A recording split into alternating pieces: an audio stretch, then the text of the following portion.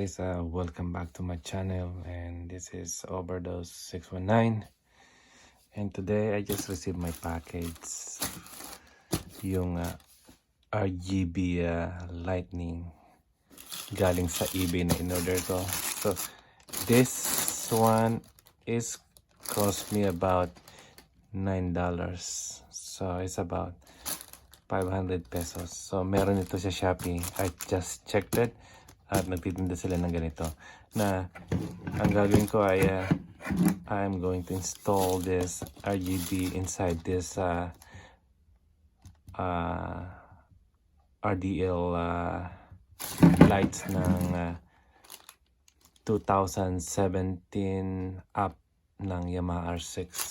So as you can see, marami na rin ako mga ganito dito, but it's not RGB. It's just yung regular na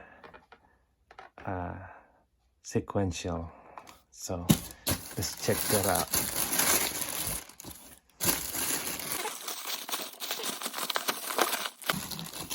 So I ordered two in case na masira ang isa, then I had another one na yung replacement niya. So let's see what inside, guys.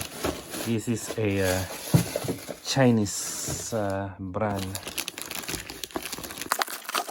Kasi pag nagpagawa ka ng ganito, ng RGB sa R6 nyo, and you're going to send this part, then they also gonna charge you for $400 to $800, especially pag kinak open nyo itong parts na ito. That's freaking yung pinaka mahirap. That's probably the labor cost, yung another $300. So might as well I'm just gonna do it my own, you know, because that's what I've been doing nung nasa Philippines pa ako.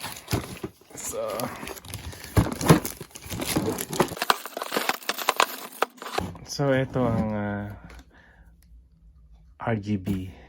So meron siyang nagbo-blue, yellow, pink, yellow, ice blue, yellow, then running ultra thin ang 600mm ang haba. So let's check it out. So guys, this is inside the box. So it's an eBay product. You can see it's a Chinese. So itatry ko lang siya, then after that, if I like it, then bibili ako ng mas maganda. So ito yung pinaka control circuit niya, then plus remote. Okay, it's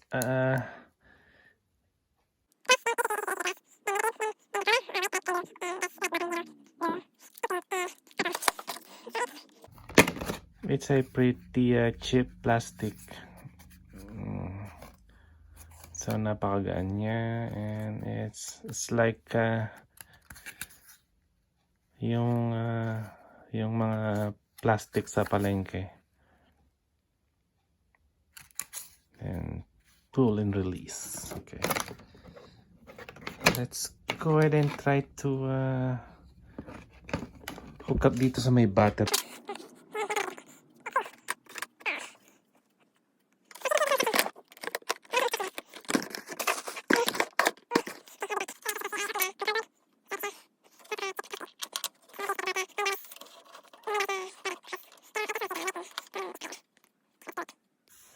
So okay guys, i-test na natin siya.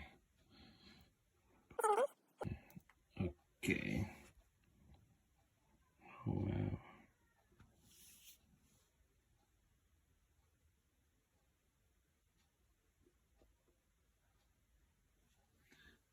That's nice.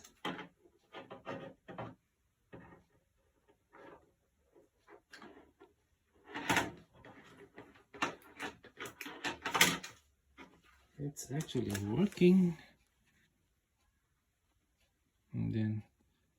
turn up, turn on.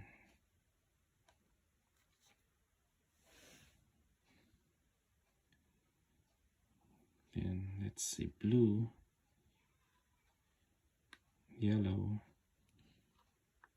it's not yellow, that's green, purple, let's look, purple, red, doesn't look like red, how about pure red, there you go, how about green, how about blue, oh wow, nice, and I don't know, it's this one, oh, look at that. It'd be nice kung ma-install ko siya dito sa akin here. It's gonna be inside. It's going to be like that. Alright guys, so just wait for my next video kung paano ko siya install dito sa loob ng akin running light ng Yamaha R6.